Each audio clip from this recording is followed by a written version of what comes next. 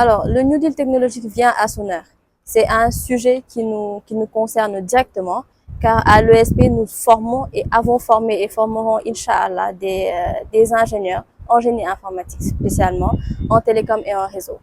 Donc, pour suivre un peu la vision Sénégal 2050 et apporter notre contribution et être force de proposition, il était idéal pour nous de parler de ce sujet et de voir quels étaient les enjeux stratégiques majeurs sur lesquels nous pouvions discuter. Alors, il faut savoir que le réseau des alumni a été officiellement créé en 2022 et aujourd'hui, notre rôle principal est d'être une force de proposition dans les politiques publiques d'abord, ensuite de soutenir les initiatives aujourd'hui qui participent au développement de notre pays.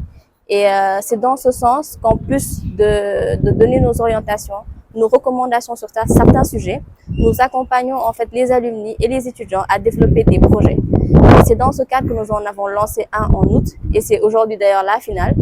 Et nous avons eu comme rôle principal d'être une sorte de passerelle entre ces talents et les entreprises qui pourraient les accompagner pour qu'elles puissent développer tranquillement leurs projets dans la sérénité. Également, nous sommes là en guise de mentor, en guise d'accompagnement.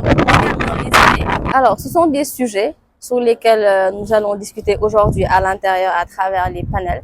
Et comme je l'ai dit tantôt, nous sommes formés dans ce domaine.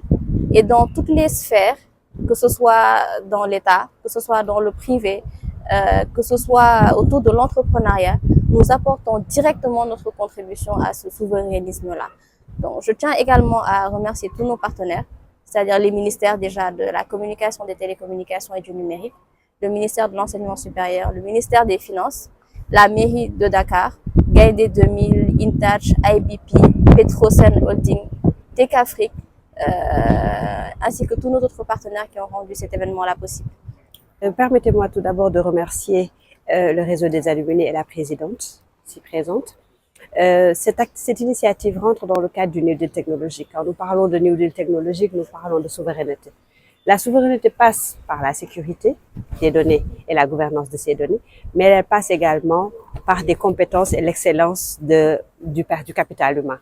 C'est aujourd'hui ce que nous avons. Nous avons des cadres nationaux de l'expertise, de l'excellence, qui sont tous été formés à l'école nationale, l'ESP, l'école supérieure polytechnique. Donc, nous sommes venus les accompagner.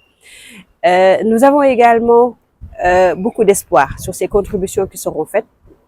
Comme je le disais tout à l'heure, il n'y a ni filles ni garçons. C'est juste des ingénieurs. Et les ingénieurs, c'est pour trouver des solutions. Ces solutions-là, nous en avons besoin pour la mise en œuvre de ces nouvelles technologies-là. Nous avons certaines dualités aujourd'hui qui vont être discutées. Il faut régler le problème de l'ouverture et du souverainisme. Il faut régler également le problème de la sécurisation, de l'ouverture, de la protection, mais également le pendant, c'est l'innovation. Comment est-ce que la réglementation, avoir une réglementation assez souple, mais aussi assez contraignante, mais qui permettent de faire éclore l'innovation.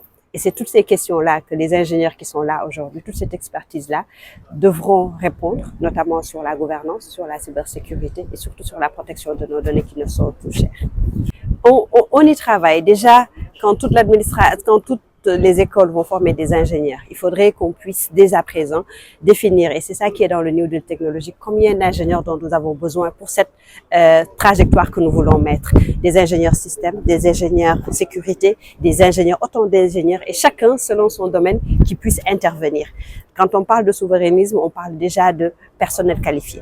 Donc il faudrait qu'on ait des personnels qualifiés capables de soutenir des services, développer des services, mais aussi nous accompagner surtout sur la cybersécurité. Et donc, cette initiative-là de contribution rentre déjà dans un très bon cadre, mais également toutes ces formations qui seront menées à travers les différentes écoles aussi vont soutenir le développement du New Deal technologique. L'innovation, nous avons récemment, vous l'avez vu, c'était hier ou avant-hier, nous avons lancé l'opérationnalisation de la Startup Act. C'est là-bas que va se faire tous ces aspects d'innovation qui seront financés à travers la labellisation des start-upers. Mais il faudrait également, dans cette initiative-là, un accompagnement. C'est ce qui est prévu. De l'idée au produit. Donc, l'accompagner de l'idée au produit, tout en prenant en compte des aspects qui sont complémentaires. Idées, recherche, formation qui se font dans les universités et après, accompagnement avec l'État qui va accompagner, les structures d'accompagnement qui vont accompagner pour faire grandir cette idée. Et c'est après que le secteur privé va récupérer pour en faire un service qui va soutenir tout le monde. Donc de l'innovation, oui, de l'accompagnement, et tout ça est prévu dans l'opérationnalisation de la Startup Act.